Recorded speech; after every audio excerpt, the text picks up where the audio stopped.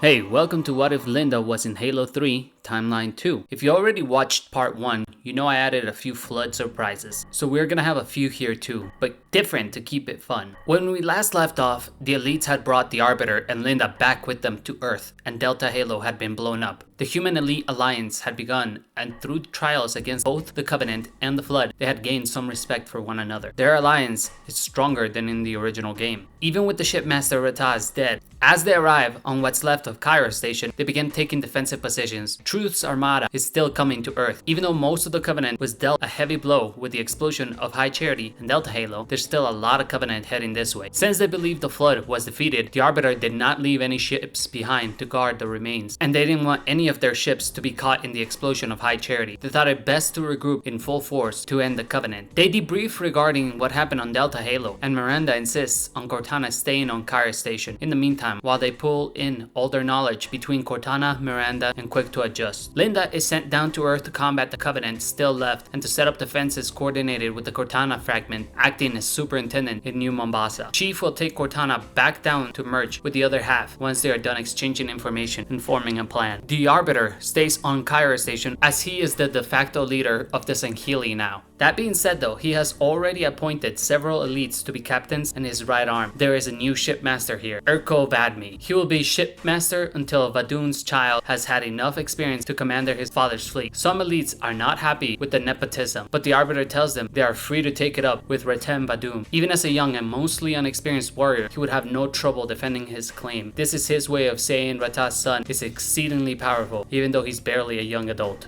Mission 1, Sierra 117. Mission starts with Cairo Station. Sir, we got contacts appearing on all vectors. Show me.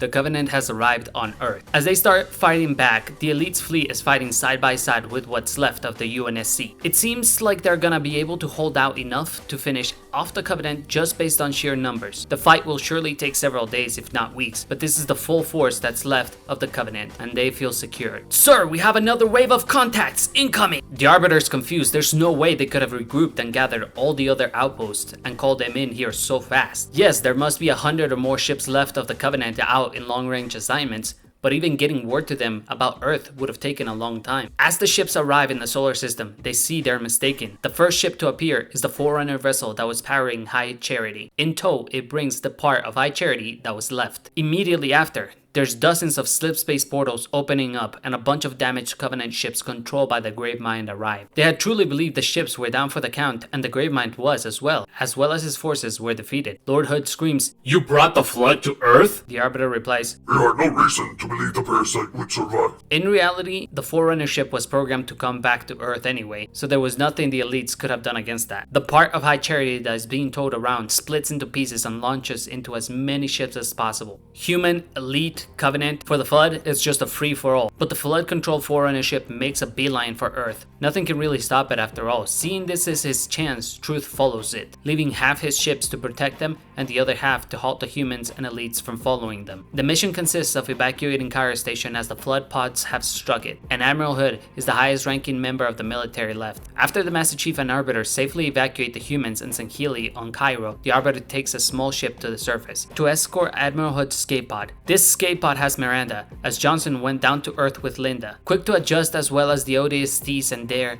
are in charge of defending Hood and Miranda. Chief is working on getting more people off Cairo Station, but more of the fighting takes its toll on the station and it explodes, sending the Chief into Earth's orbit and plummeting to Earth.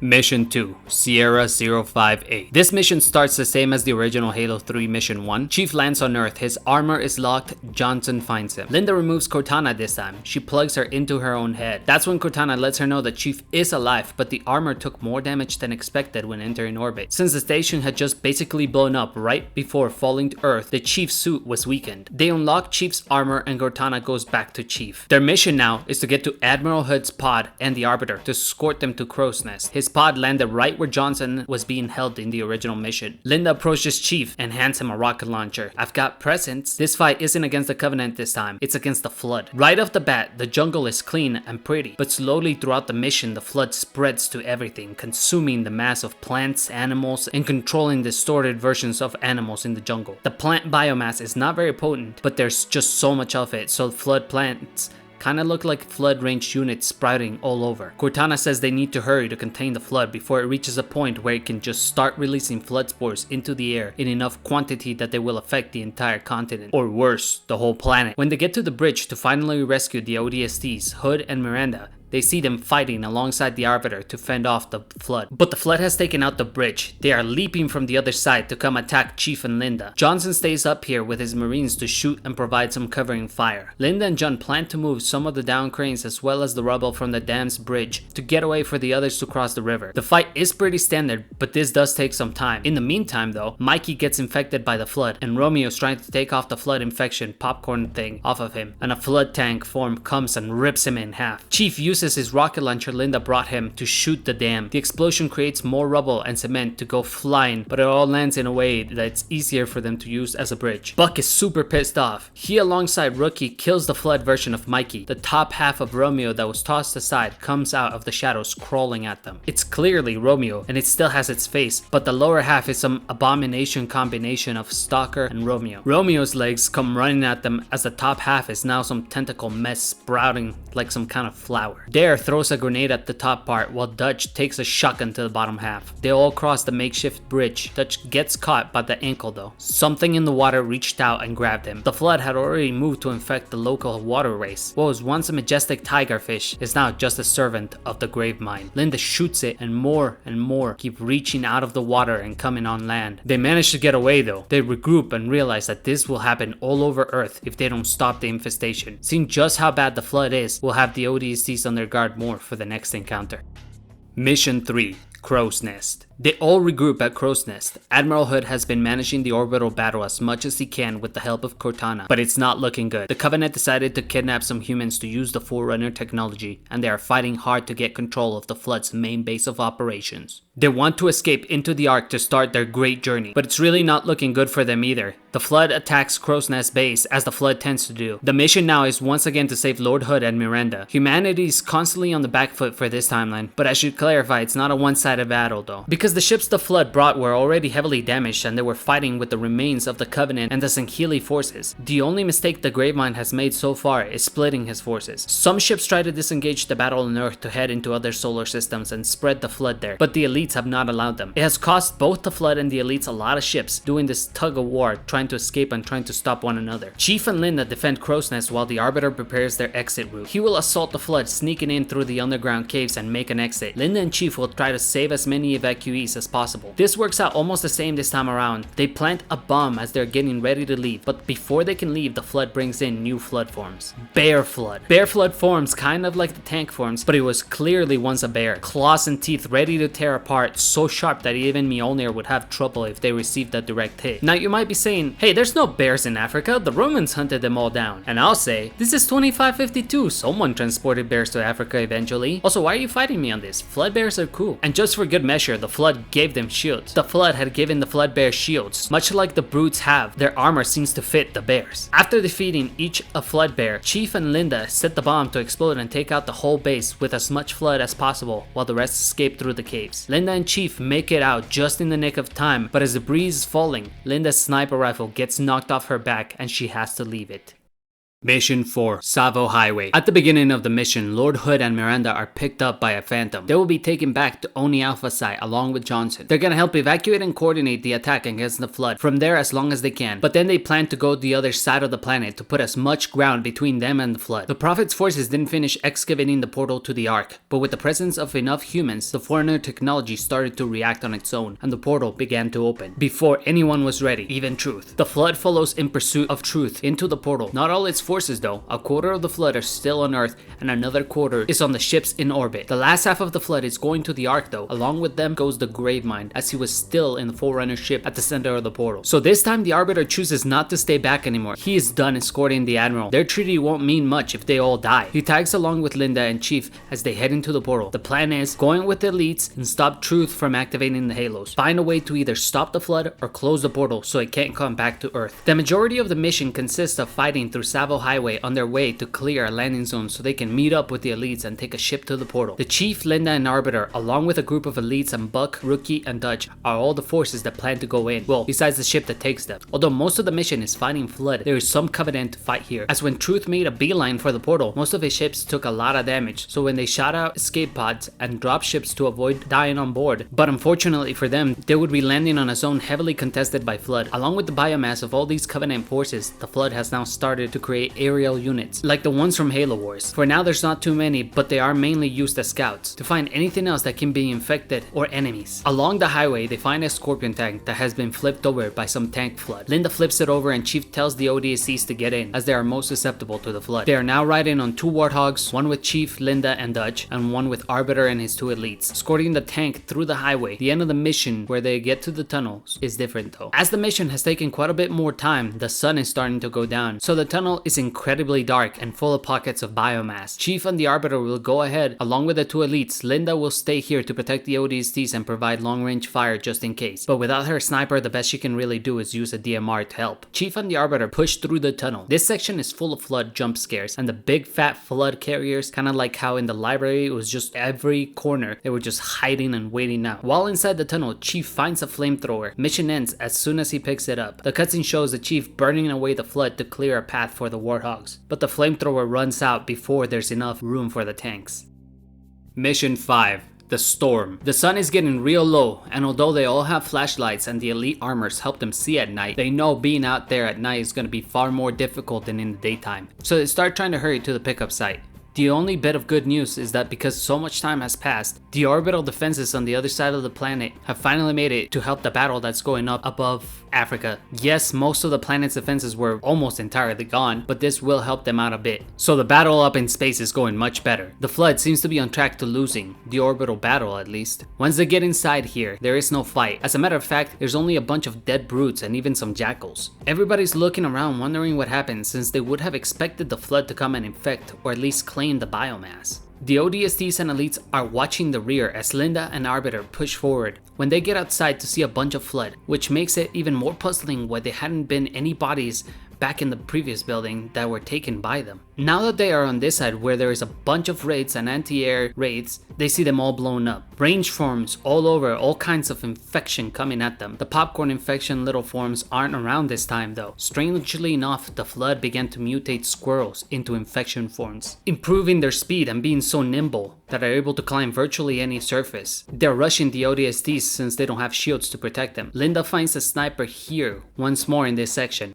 It may not be her sniper, but in her hands, it's the deadliest rifle in the universe. This fight is extremely strange as the Flood only now begins to go inside the building that Chief and his forces just came out from. It seemed as if they were afraid to go in instead of fighting them head on. They chose to keep moving and run forward to the next building, where once again it's really strange that the Flood was staying out. When they're about to enter though, the doors open and 24 grunts come out, carrying all sorts of Covenant weapons you don't usually see grunts with anyway. Some with swords and battle rifles, beam rifles and carbines. They look silly holding them, but they don't immediately shoot. Instead, one says, "Arbiter!" in a joyous manner, so the Arbiter approaches it while everyone is on edge and aiming at one another. The grunt tells the Arbiter to follow him inside as the grunts proceed to escort them all in. Buck says, "This has got to be the weirdest day of my life." Once inside, they see the bodies of brutes and jackals alike again, and the body of a chieftain brute with no head. The Arbiter asks the grunt that led him in, "What is the meaning of this?" The Ungoy is having some trouble speaking English, so instead it chooses its own language. He explains to the Arbiter that the leader made them do this.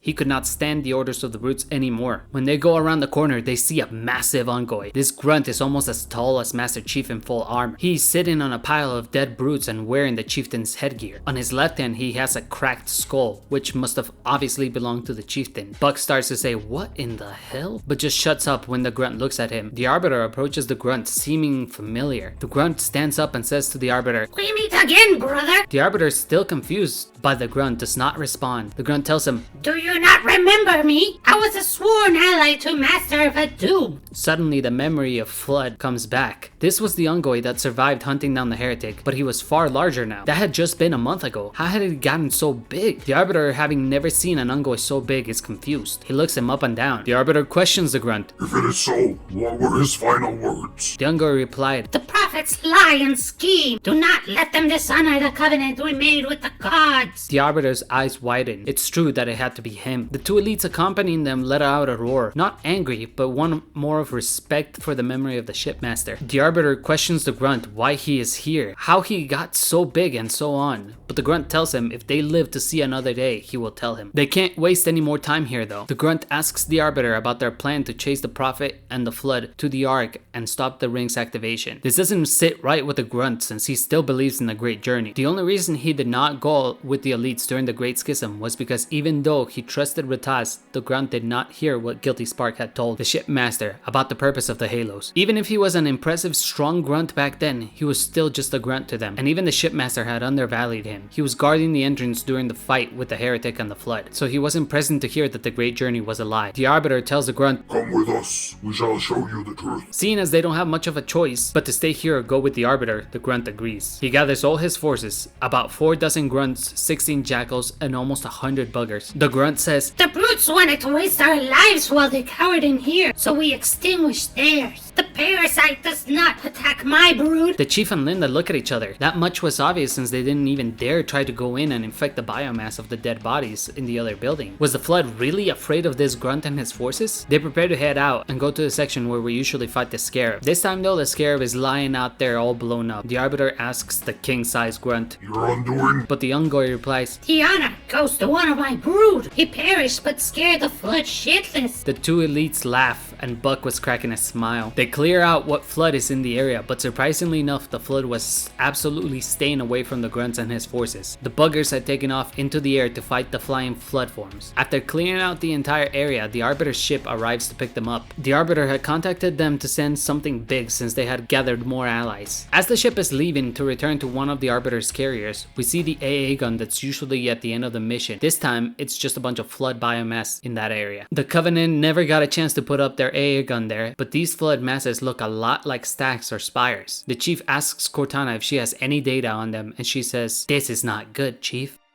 Mission 6. Floodgate. If some of y'all noticed, a few days ago I made a post on the community tab on my channel about what grunt name you guys would like the most, and by popular demand we are going with Yipmoor, the Untamable. So from here on out, the Wide Boy will be Yipmoor. Cortana immediately contacts Admiral Hood and Miranda. They need to evacuate as many people off-world as fast as possible. The Flood is constructing spore dispensers, like the ones from Halo Wars. While the Flood generally release spores into the air, these will be able to spread the Flood to the atmosphere and the whole planet overall. The mission Floodgate changes into being burn out the Flood infestation. It will greatly slow them down and allow time for more people to be evacuated off Earth. Once the fight in orbit is done, the elites can move in to cleanse the planet. They will try to avoid glassing Earth, but the Flood spreads quickly. The Chief will go to one site with the Flood, the Arbiter to another, Linda to one, and the Grunt to the fourth. There's a similar mission in Halo Wars where the UNSC takes down several Flood bases and it weakens the larger one. So this is basically the same gist here. They will all converge on the massive stack and destroy it. To properly paint the picture here, this is nighttime. Well, not so much nighttime as much as it's almost night, but the Flood has been spreading Flood spores into the local air. There has been a lot more smoke and fire from the fights, so it's essentially dark as night. The ODSTs will be helping evacuate people off world alongside Johnson. They will try to save whatever humans remain uninfected in Africa and hold the line on Europe, and there have been warships watching the African coastlines to stop the spread of the Flood by sea. So they are trying to quarantine the Flood. As the mission goes on, you play as Chief, as Linda, and as Arbiter. But they all play generally the same, except each of the locations where you have to burn out the Flood, they're special infected. Chief has to fight yet another pair of Flood bears, and to make it difficult, there's only shotgun ammo, so you have to fight up close. Killing the first Flood bear, you hear on the comms Yipmoor say, All clear! as the spire wriggles in pain and it gets slightly smaller. For the Arbiter, he has to face Flood near a river. When he reaches his Flood stack, as there is no other way to get to the spire, he has to go underwater through the river. There's Floodfish around, so he has to fight a group of Flood dolphins underwater, and these dolphins are tearing him up. So when the Flood are gonna drown him, he hears over the comms, All clear! once again from Yipmur. All these missions are taking place at the same time, just from different points of view. When the Flood feels the pain, much like during Chief's side, the Dolphins feel it too. That gives the Arbiter the needed chance to slice them up underwater. The cutscene is kind of one of those fake out scenes in movies where you see blood coming up on the water, and they want you to believe the Arbiter is dead, but he comes out the water victorious. For the Linda fight, she has to fight a bunch of monkeys. I'm talking like 20 Flood monkeys, not gorillas or anything like that. No, it's tiny little monkeys. They are swinging across Flood trees, that is, and they act as ranged units. They shoot out spikes from their tails. This mission is hard if you have long range weapons because they are close and moving very, very fast from tree to tree. And yet, once more, we hear Yipmur the Untamable. When that happens, the monkeys slow down a lot, finally giving you a chance to kill them easier and end that part of the mission. Once all teams are done with their Flood Spore, they have to converge on the largest stock. I want you all to keep in mind that Yipmur was the first one to take his stock down. The Flood seems to be afraid of him. Once they reach the big stock, it's just a fight against a bunch of different Flood lifeforms. Pure tank and range forms here and there, ranging to Flood squirrels trying to infect you like the little popcorn usually does. There's a combination of the Flood animals that they had to fight earlier, like a Flood bear attacks while Flood spider monkeys shoot from afar. These don't move as much as the other ones did, but they do tend to hide a lot. This mission is over once they clear the area and destroy the Flood spore stock. Once the mission ends, the Shadow of Intent comes to pick them up as they prepare to glass Africa. The Shadow of Intent also reports to the Arbiter that the Flood did manage to create more stocks and disperse Flood spores into the air, so the mission isn't useless, but the Flood still accomplished its goal. All they did was slow it down, but it bought humanity precious time to evacuate more people off world. I did them a favor. Yeah, that's it. I helped them.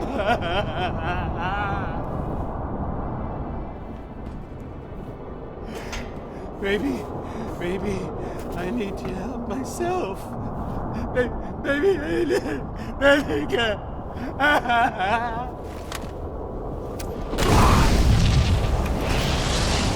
Mission 7. The Ark. The evacuation of Earth had already begun from the moment the Covenant arrived, with all commercial transport ships being conscripted to take people off-world. Thus, the evacuation went much smoother. Approximately 85% of humans were evacuated or dead until now, meaning the majority of humanity's presence on Earth was just UNSC left. And of that remaining 15%, most were either MIA or in active combat, meaning there's a lot less human casualties that could have been prevented and a lot less human biomass that the Flood was expecting to have. But the Flood has managed to spread its spores into the air. The only UNSC personnel left on Earth alive were those in pressurized facilities or with hazmat containment equipment. The UNSC and elite forces are finishing mopping up all the remaining Flood's forces in space, and the Covenant left behind has all been turned to Flood or destroyed. As of now, Earth has been officially lost. The elites will take the Shadow of Intent, commanded by Irko Vadmi, and head into the portal with the Arbiter, Linda, Chief, Yipmur, and his forces. They will stop Truth if the Flood hasn't stopped him, and they will seal the portal to Earth so the Flood can't follow them back. Cortana thinks to herself that's not a good plan. The Flood would have to control the Ark, so one way or another, they would return. Even if it takes them centuries, they might return even stronger. At this point is when 343 Guilty Spark makes himself known, and Chief is wary of him, but Linda calms him down, telling him the Monitor helped them against Tartarus and getting back to Earth. The Monitor will be going with them to the Ark. Admiral Hood says he will prepare a ship to send them back up, but right now every human ship is full of evacuees. It will take some time. The plan is to drop off people on the closest colonies. Some of the elite ships also have humans, as there was just no other way to evacuate so many people without their help, so tensions are running really high on those ships. Miranda will stay, and as soon as her ship becomes available, she will go through the portal and go help them. After preparations, they head into the portal for the Ark. The moment they get there though, they see what few ships the Prophet of Truth had, and that they have been destroyed. They stood no chance against the Flood. When they rushed the portal, they left themselves way too open. After all, the portal was surrounded by Flood forces. Some of the elites roar. They are angry they couldn't be the ones to avenge the shipmaster. Speaking of which, his son, Reten Vadum, is in charge of the Sangheili fleet that was left on Earth. They have no time to think though, as the Flood starts immediately attacking them. The Flood has an impressive number of ships still, and it's 1 versus a ton, but those ships were damaged by the explosion that took out most of the High Charity and destroyed Delta Halo. The Arbiter, Guilty Spark, Linda, Chief, Yimpur, and his forces take a Phantom to the surface of the Ark. While the Shadow of Intent begins fighting with the Gravemine's fleet, their first mission is to establish a forward operating base on the Ark. The Monitor points out the Citadel, where all the halos can be activated to be their best choice, but that place must be filled to the brim with flood and they need to find it anyway. Instead, they choose a spot with as little flood as possible. Upon landing, the Gravemind starts sending forces after them. We start seeing new flood forms more reminiscent of the ancient ones the flood used against the Forerunners. The Gravemind is not pulling any punches here. It's trying to defend the Ark. This will be its new base in its conquest for the universe. They land and the goal of the mission is basically clear out the area. If you love Firefight, this is it. It's wave after wave of increasingly difficult and disgusting tentacle-filled, vomit-inducing, fecal face pattern monsters.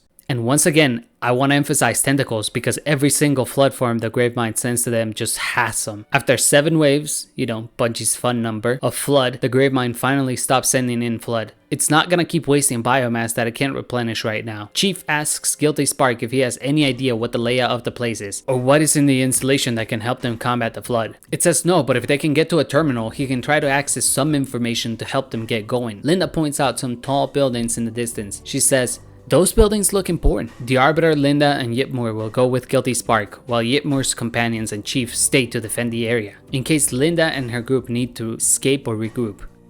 Mission 8. Chamber. Linda is keeping distance from the pair as the Arbiter and Yipmur are leading the way to the building in the distance. She's keeping watch for flying flood and range is their specialty. It will give her enough chance to take out any tricky enemies, especially since they don't know what the flood might throw at them. In the meantime, Arbiter is questioning the king-sized big boy. How did you get so large in such a short time? I ate a lot of Gerald honey. He jests. In truth, this was the result of his gained respect. The grunt had gone into a metamorphosis change after the mission against the heretic. Being one of the only survivors, he gained admiration and respect he had never had before. His body began reacting to the pheromones of his fellow grunts and he went through a process only a few rare grunts ever go through and are often revered as kings. The correlation wasn't known to the Covenant, if it's because their size they get so much respect or admiration, or if their growth is a response to that stimuli. Though after seeing Yipmur, the Arbiter is now sure which is which. All of this, combined with better food rations, non-restrictive policies on methane consumption, he was a prime specimen of the Ungoi race. The Arbiter had Guilty Spark explain to Yipmur what the Halos do and what the purpose of the Ark was on their way to the Ark. While still reluctant to throw away his entire life's beliefs in the Great Journey, Yipmur understands that this is the truth. As they approach the facilities, Linda says they can split up. She will go with the Grunt and Arbiter can go with Guilty Spark. Yipmur growls at Linda. He hates being called a Grunt, especially now that he's almost her size. She says,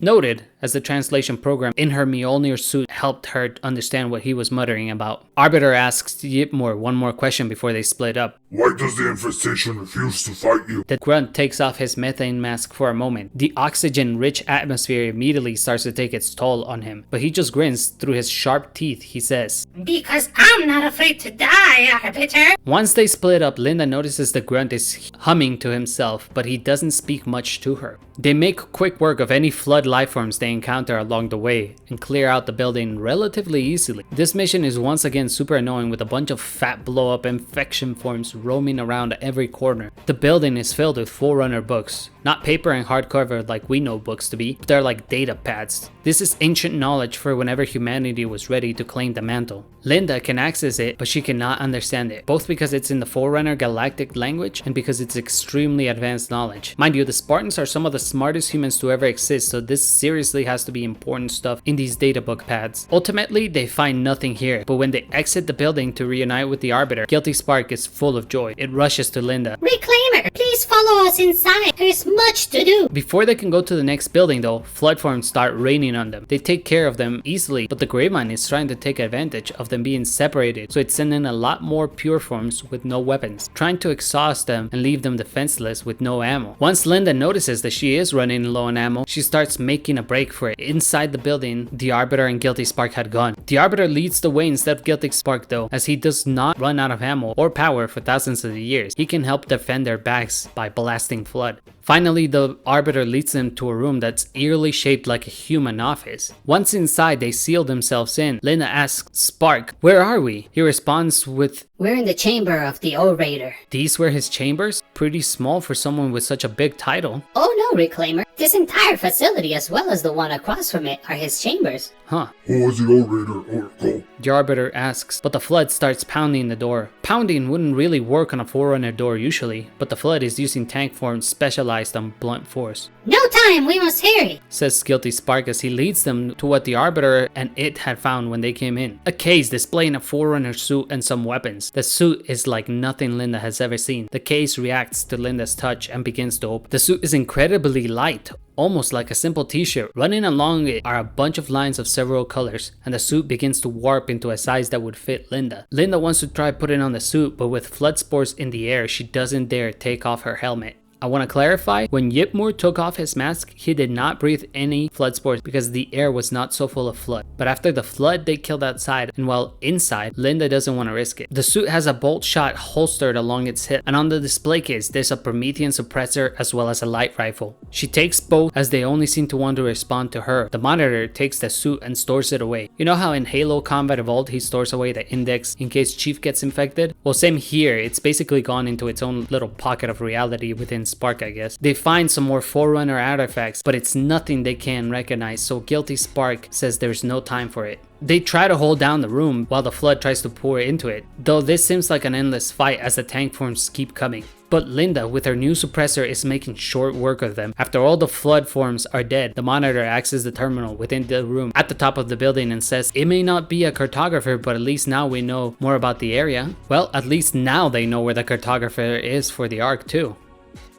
Mission 9, Halo. The mission starts with Linda and her group returning to Chief and Yipmoor's brood. A lot of them are dead, but there is a staggering amount of flood around that's dead also. Like there's no walls here, but there might as well be with how high the bodies are piled up. The fight overhead seems still pretty even, although Shadow of Intent has taken some serious damage by now. It has thinned out the numbers of flood ships. Linda almost immediately gives Chief the suppressor she found, and she starts wielding the light rifle. Chief quickly becomes accustomed to the suppressor. It feels almost familiar to him. Cortana says to him, "New toys. I wonder if she brought me anything." Almost as if she read her mind, Linda tells Cortana they found a ton of data that she would have a field day getting acquainted with. But not now, because right now they had to head to the cartographer. Guilty Spark projects a hologram showing them where the cartographer is. They are very far from it. Even in the Phantom, it's going to take hours, if not days, to get there. So the first part of the mission is them getting on the Phantom, and we get to drive the Phantom. Similar to the Pelican driving section in Halo 4, while on board the Phantom, the Arbiter pilots it. Yipmoor and one of his grunts are on the turrets. At this point, there's only two Jackals left, one with a beam rifle and another with a shield and a shotgun. Odd combination, I know, but the flood that attacked the landing zone made them run low on ammo, and the Jackal took the shotgun from one of the corpses. Linda has the monitor bring out the Forerunner suit. Linda wants to put it on so badly, but Chief doesn't let her. He's worried it might be dangerous. After all, why did the previous owner just leave it?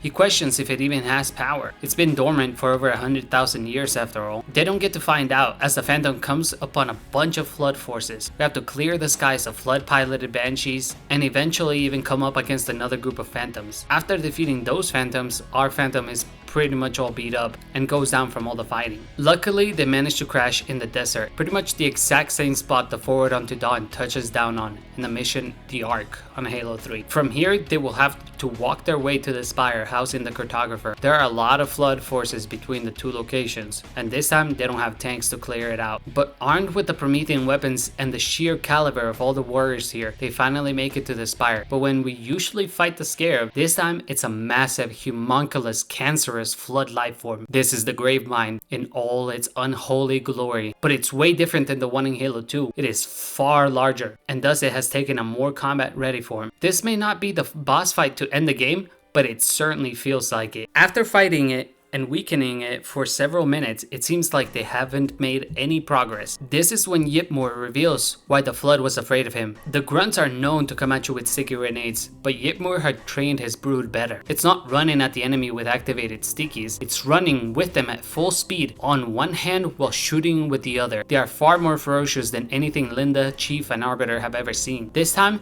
they aren't being forced to sacrifice themselves, they're doing it willingly. All of the grunts accompanying them overwhelm the Gravemind by running at full speed shooting plasma rifles, repeaters, pistols, and even have some fuel rods. They're exploding all over the Gravemind. It shrieks in pain as it loses substantial biomass. One of the grunts with a fuel rod even puts a sticky on it and throws it at the Gravemind right before jumping into what would be its mouth. With two more plasma grenades in its hands, just as it explodes inside the Gravemind, it sinks down and retreats, leaving the path almost clear for them to head inside and get to the cartographer. The Jackals do some nasty teamwork to take care of all the flood while they go up up the ramp. The beam rifle is melting infected brutes, and the jackal with the shotgun is running up to the flood and cutting them with the edge of its shield. The Arbiter takes care of most of the enemies here alongside Chief though, as they have now gotten to close quarters. Linda gives the bolt shot to the monitor in order to try to find a way to give it to Yipmore, since Chief and her aren't using it. Once we reach the cartographer, the mission plays similar. No brutes, but instead it's a few flood tanks. After defeating them and activating the cartographer, Cortana is plugged in to get as much data, and she sees the replacement halo on the Ark. At the Citadel of activation, they just need to release it from the Ark and activate it. The plan is basically the same as the original in Halo 3, light the ring and leave. Only this time they know the halo is there for sure and much sooner than originally. Mission 10, Shadow of Intent. The mission starts with them exiting the cartographer, as now they have to head to the Citadel and unlock the halo from being hooked up to the Ark. When they exit, they don't see the Shadow of Intent though. The Shadow of Intent had been all over the place while they were fighting, but this time there's no sign of it. The Arbiter tries to contact the shipmaster, Urkovadmi, and see where they went. The shipmaster tells them the flood had begun to act more desperate and less tactical. This just happens to coincide with the Yipmore's grunts damaging the Gravemind. So the flood stopped caring about how many vessels it would lose and took drastic measures to attack the Shadow of Intent. Now on its last leg, it is on the run simply to buy as much time as possible for the Arbiter and company. Arbiter wishes them good luck and thanks the shipmaster for his service and honor. They begin to leave the cartographer and head to the Citadel. There usually is a bunch of sentinels at the end of the previous mission, but this time here there is very few. The Ark's defenses were almost entirely wiped out by the flood by now. But some sentinels do show up, and those help by constructing a makeshift platform which the monitor controls, and they serve as a ship for their group. They get taken to where Mission 7, the Covenant, happens in the original, except they are coming from a different angle slightly. When they get there, the monitor says the bolt shot can be reconfigured to be used by the ongoing now. So Yipmore takes it in his hand and starts to shape into something he can grasp more easily. Once there, they clear out the area of all flood. It's nothing particularly interesting, just fights against strong flood enemies. Once the area is clear, Linda will stay here to make sure flood don't deactivate the shield covering the Citadel. The shotgun shield jackal stays here with her. Between the two of them, they can hold the tower down very effectively. Right as the group exits the tower, they hear Miranda come in on the comms. Chief, seems like you could use some backup. The Forward Unto Dawn has arrived. Chief tells Miranda that the ones who need the help are the Shadow of Intent and its crew. Miranda sends Johnson with 2 Pelicans to pick them up and get them to the next 2 towers while Miranda pilots the Forward Unto Dawn. The rest will make their way to the second. Once they arrive at the second tower, the Arbiter and Yipmore deactivate the shield, with the final target being Master Chief and the Sniper Jackal, who make it to the third and deactivate it. Once the shield is down, they all plan to gather at the Citadel. The Monitor assures them that they won't have to hold down these towers indefinitely, since once the shield goes down, it will take a long time before it can be put back up. They enter the area where the scarabs usually are, but this time it's pods dropping in with pure flood lifeforms and contaminated versions of various Covenant races. There's so much flood here, it seems like an endless set of waves. So the captain of the Shadow of Intent tells them to get clear of the area as much and as far as they can. The Arbiter tells them they can't glass the area and risk destroying the replacement halo, but the shipmaster tells him, "We lost all weapons, Arbiter. Even the excavation beam is gone." as he crashes the Shadow of Intent into the ground, killing all the flood around. But not just them. Along go the 2 jackals left to Yipmore's forces. The shockwaves sent the rest of them flying back hundreds of meters. Cortana is freaking out because Master Chief's vitals showed KIA for a moment. But only a moment. The Pelicans had been flying right near the epicenter and were utterly destroyed. Johnson was on the ground next to Chief by then though, so he managed to survive. Seeing that the Forward Unto Dawn is the only way to get off the Ark now, Cortana contacts Miranda and tells her to avoid fighting against the flood as much as possible and to lead them in a wild goose chase as long as she can. Now that there's no enemies left here, they manage to get to the entrance, and much like in the other What If, they don't go up. Instead, flood starts dropping on them as they head to unhook the halo. Once they get to the final room, however, there's a flood juggernaut waiting there. This thing is extremely powerful and it's close quarters. The only thing that seems to be working are Yipmore's plasma grenades and Linda's light rifle. Chief is doing his best to draw the juggernaut to him while the rest shoot at it, and the Arbiter is using his sword to cut and stab at it, but it's healing almost immediately as it takes damage. The caveat here is that the entire Citadel is covered in biomass, so it's shifting around the walls and floor to get absorbed by the Juggernaut and heal itself. After enough damage and the fight has taken its toll on everyone, the Juggernaut is finally defeated when Yipmore accidentally accesses the bolt shot's second firing mode. If you remember from Halo 4, it could be fired as a mini shotgun of sorts. That's basically what happens when it's about to kill Yipmore and it gets a taste of Forerunner bolt shot to the face. Wherever you consider the face being on this thing, they manage to unhook the ring from the Ark and the Forward Unto Dawn comes to pick him up.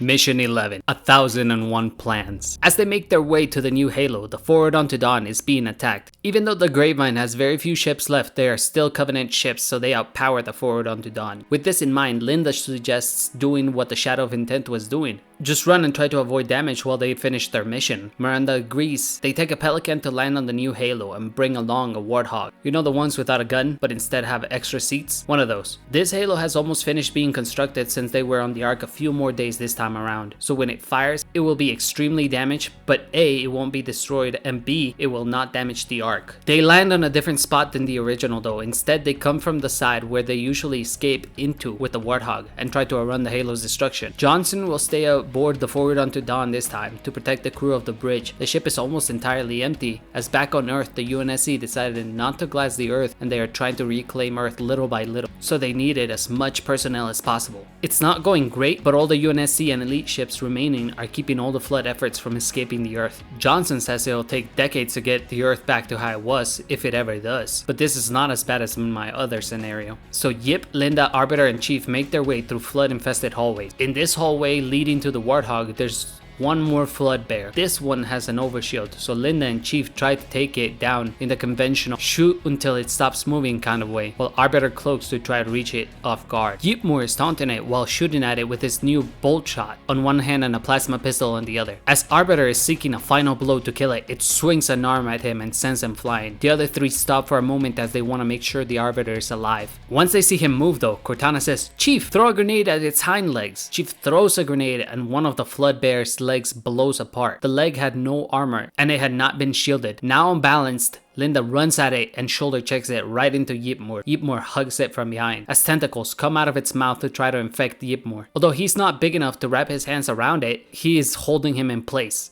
This is actually when Linda discovers the light rifle has two firing modes, one much faster when not aiming down. They melt through the Flood life forms with their Forerunner weapons, just as the Arbiter is starting to get up. The fight does not get any easier on the way to the control room though. Guilty Spark has control of the Sentinels now and forms a shield around Chief and Linda as they need the Reclaimers to activate the Halo. And frankly, there isn't enough Sentinels left to try and protect the other two. The Sentinel wall is keeping the range attacks off of Linda and Chief, while Arbiter is helping Linda shoot down the spike range units from afar, while Chief and Yip stop anything that comes close to them. But before they hop down from the snow onto the front door of the control room, three Juggernauts come out. It took them an extreme effort to kill one, and now they have to face three. This time, however, the Monitor is all in helping, so he's shooting his laser at least. As far as gameplay goes, you can choose to jump down to the front door and fight them up close, or you can stay back here and weaken them from afar. Yipmore is now tossing grenades left and right, and they are landing with extreme accuracy, while Arbiter is shooting his carbine out at the one Guilty Spark is melting with its beam. Chief and Linda decide to use some old Spartan-II program tactics, while Yip throws grenades to corner the Juggernauts. Linda and Chief grab their attention and have them run into each other. A little cartoony, I know, but these things are big, they gotta be clumsy. Just then, they take the opportunity to throw all the grenades they have left right to where the two are piled on top of each other and blow them up. It damages them both heavily and they become immobile. So now they all move in to wipe out the last one, while Flood tank forms arrive as backup for the Juggernaut. At this point, it's nothing they can't handle though. The Arbiter takes out his sword and once more charges the enemies. Ripping through all the biomass to cross his path, he is evading hits from tanks, even if slowly since he is still hurt from the Flood Bear hitting him. Just when the Arbiter is done cutting through 24 Flood pure forms, the Juggernaut goes down to a combination of Chief, Yip, and Linda. They head inside the control room when Miranda comes over the comms. "Spartans, we landed the Forward Unto Dawn. The Flood overwhelmed us on board. Johnson and I are the only ones left. We will hold out here as long as we can." Johnson says,